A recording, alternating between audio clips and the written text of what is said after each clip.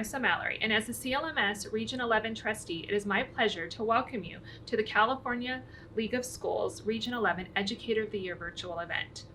This year has been unprecedented for education, and it is amazing to see the work being done to ensure the academic and social emotional needs of our diverse students being met. Before we hear from this year's nominees, I would like to thank Imagine Learning for sponsoring this event and providing our Middle School Educator of the Year with a 1-year subscription to their services. I would also like to introduce Kathy Perry, Executive Director of California League of Schools, who has a few words to share. Hello, everyone, and welcome to another wonderful California League of Schools Educator of the Year celebration. I'm Kathy Perry, the Executive Director of CLS. You know, we've been recognizing outstanding educators for more than 30 years, and this is the first time that we have ever done any of these virtually. I do like to look on the positive side of things, and the fact that we're still able to continue this program even during these incredibly difficult times is truly a testament to the spirit of educators. So I want to thank the nominators and the CLS Board of Directors for making these celebrations possible. And of course, congratulations to the nominees. I'm so very happy to be honoring you all here today. Thank you for everything you do and enjoy the celebration. We will begin this evening with our elementary school nominee, followed by our middle school nominees. I hope you enjoy hearing from these educators who are truly at the top of their field.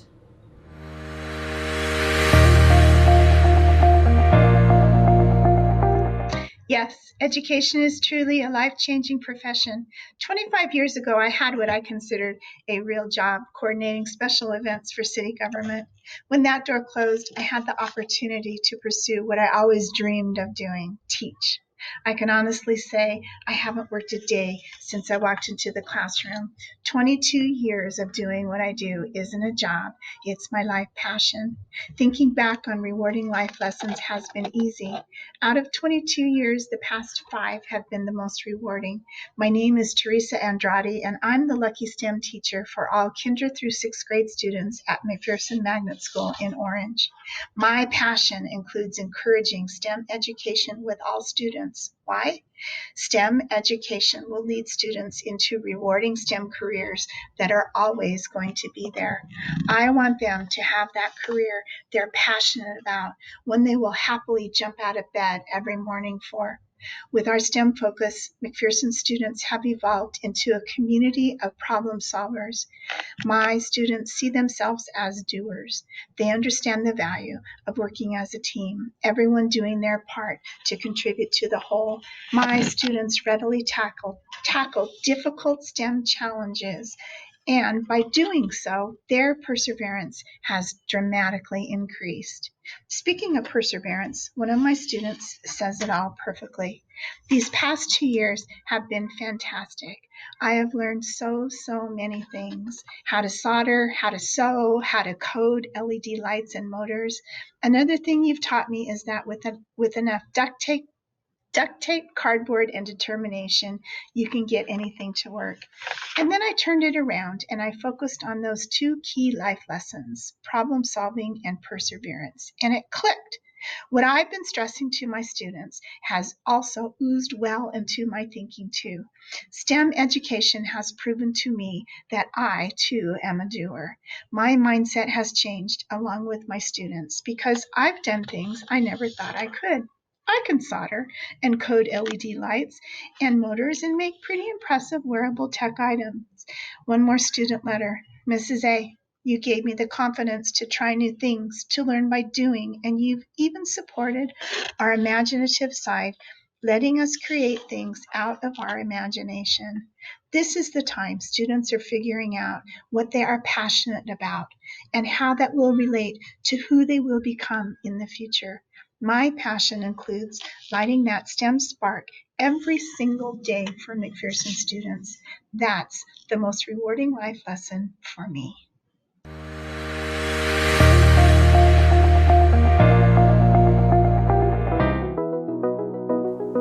Hola, me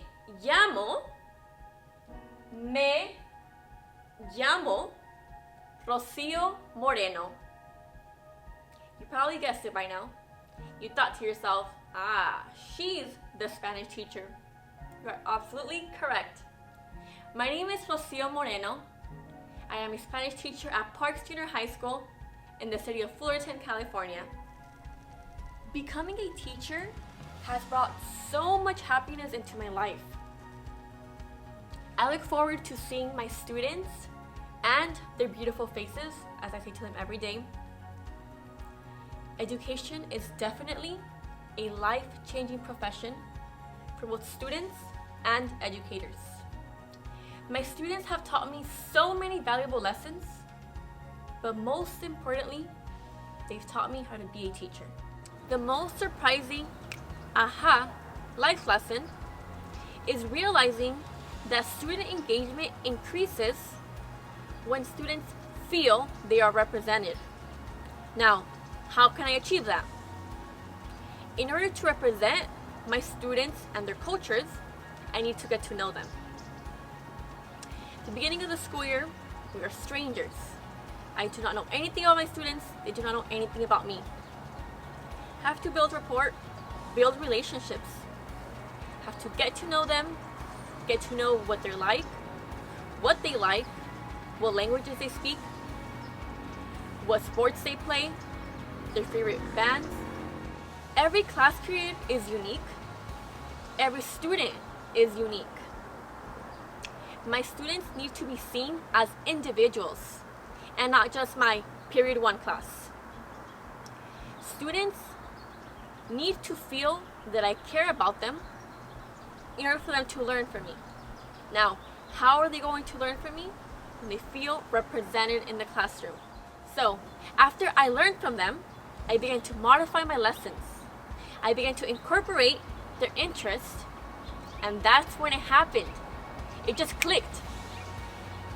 My students' faces would light up. My students were raising their hands and participating. My students were engaged. Thank you so much for watching. But please don't forget to hit that like button, comment, share, and subscribe. Señorita Moreno, it's not a YouTube video.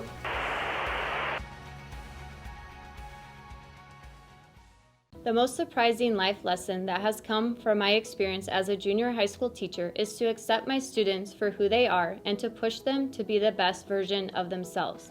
When I started teaching, I came from a background very different from my students, and most of my experiences that year seemed straight out of a movie and were unreal to me. I learned more in the first few years of teaching from my students than I could have ever imagined, none of which was covered in my college classes. These experiences are what have shaped me into the teacher I am today.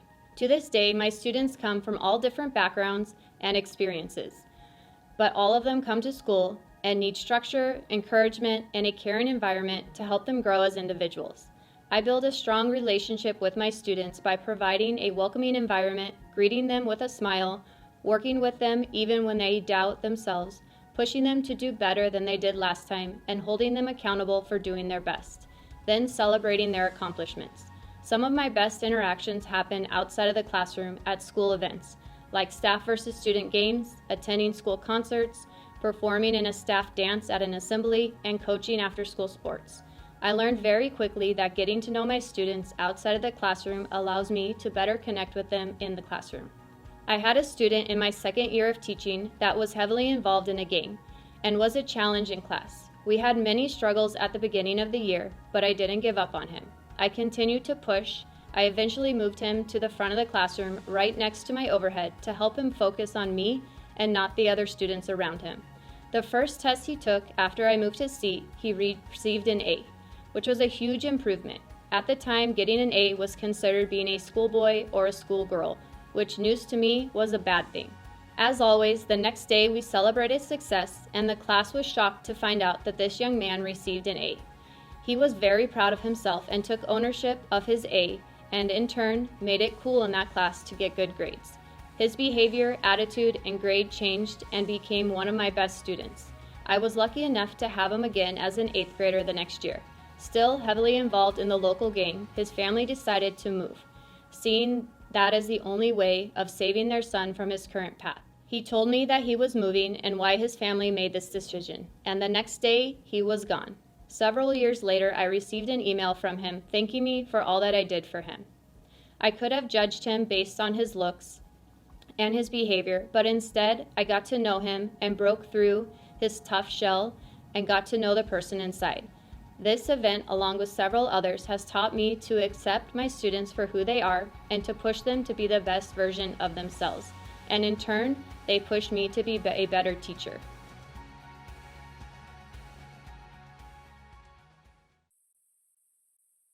Good evening. My name is Rashni Patel.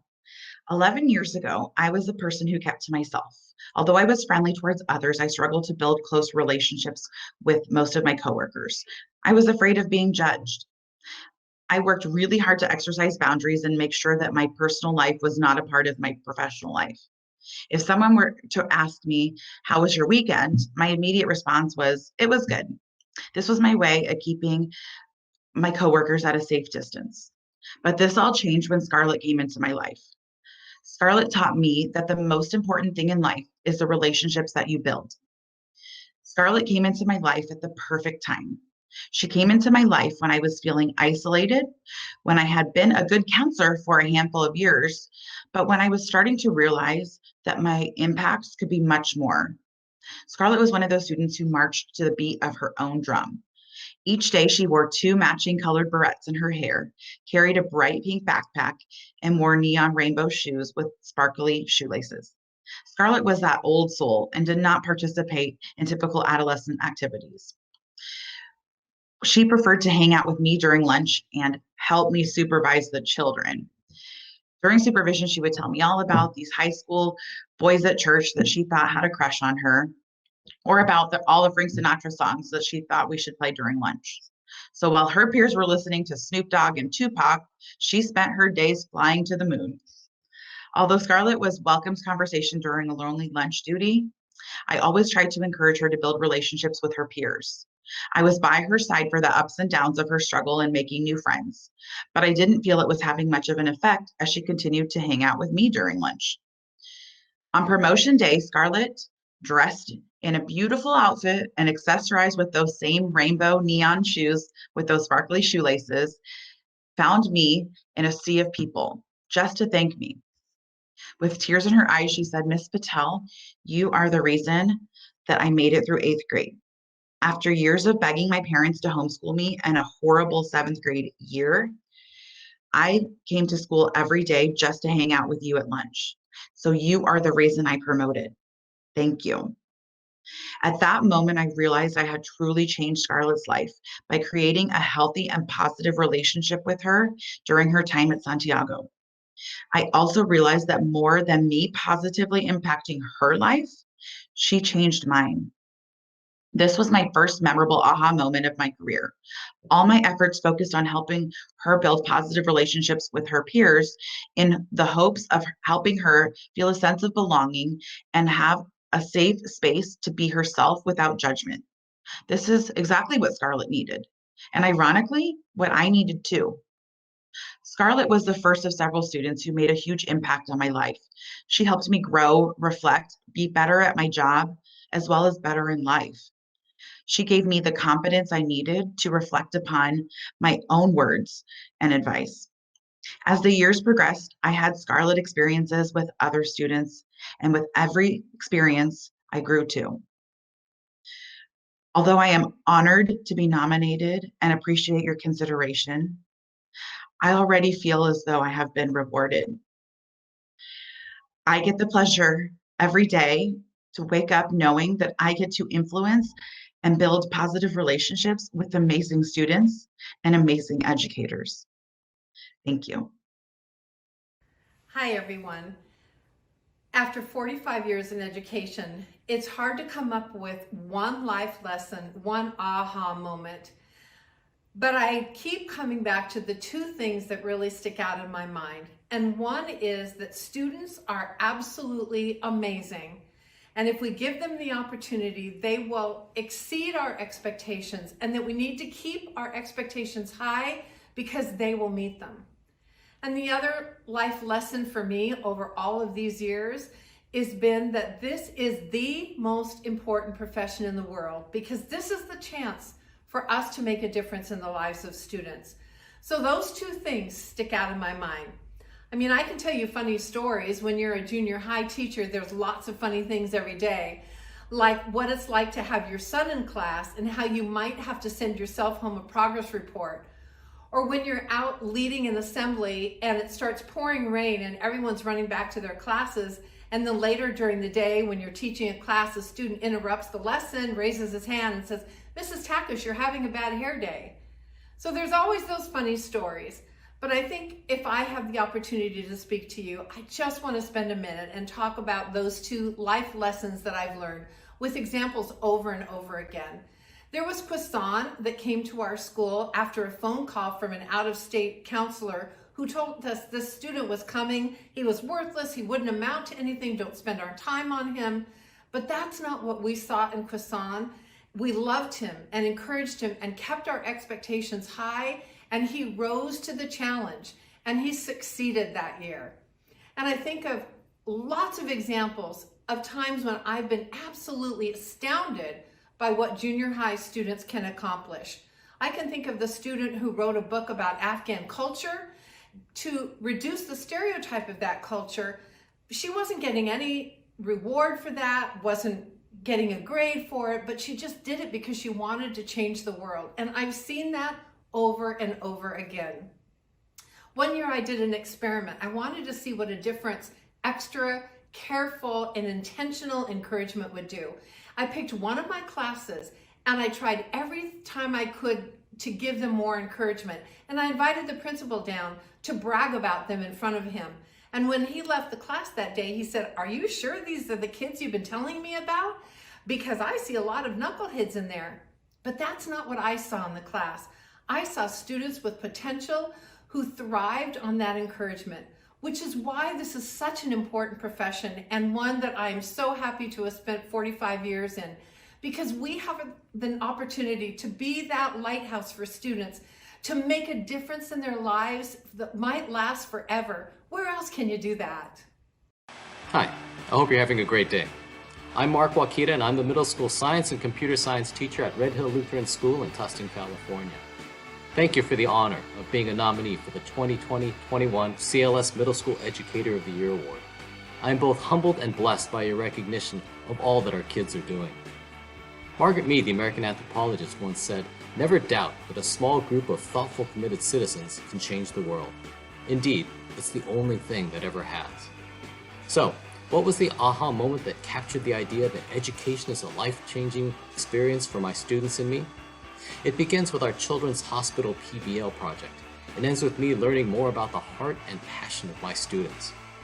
A capstone project for our study of organisms, this PBL would support the NGSS standards and, as is the norm in my classroom, would be cross-curricular, infused with technology, and be culturally relevant, and be engaging for the students. And yes, I would even do this without all the glitz and glamour of my virtual reality, drones, or AI tools. You might notice that I really don't envision myself as an underachiever. For the PBL, student teams chose the Children's Hospital and built a campaign to provide visibility and support.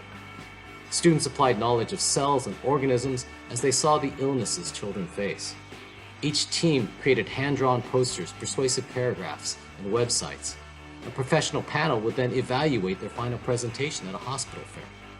Students learned how diseases affect children and their families, how children's hospitals battle them, and how we can all be a part of the solution. My favorite moment in this PBL was my student Danica's interaction with our principal. "Hi, Dr. Marquardt, thank you for coming. How are you today?" Dr. Marquardt smiled and replied, "Fine, thanks, Danica. How are you?" And this is where Danica went to work. I'm fine, but unfortunately, there are millions of kids who are not. And Boston Children's Hospital is trying to change that. And they need your help. Let me tell you about their work. Priceless.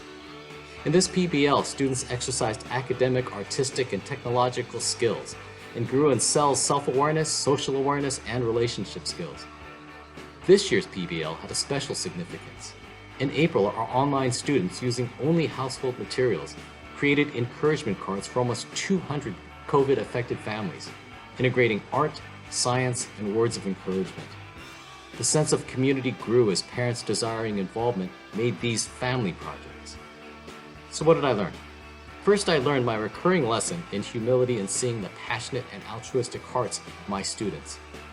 I also learned that in designing multidimensional learning experiences like these, we are not only teaching our kids to be scholars, but thoughtful, committed citizens. And in doing so, they not only can, but will change the world. Thank you. Thank you for attending our virtual event, and I look forward to seeing you all tomorrow at our live virtual event where we will announce our finalists for the Elementary School Educator of the Year and Middle School Educator of the Year. Thank you, and see you tomorrow.